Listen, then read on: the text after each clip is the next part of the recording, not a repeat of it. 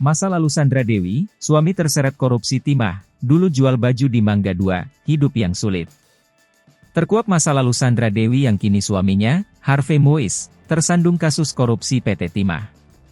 Di balik kemewahannya saat ini, siapa sangka istri dari Harvey Moise dulunya pernah hidup sederhana. Dulu, sebelum menjadi artis terkenal dan menikah dengan pengusaha tajir, Sandra Dewi jualan baju anak di pasar.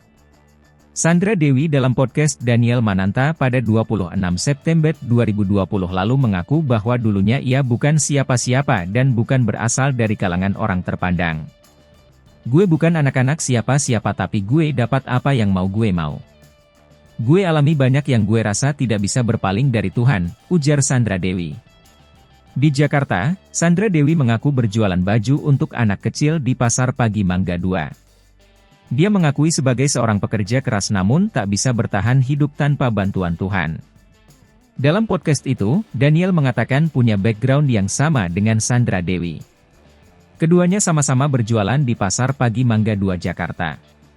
Tak mudah mewujudkan mimpinya, Sandra Dewi harus berjuang keras saat mulai masuk ke dunia entertainment.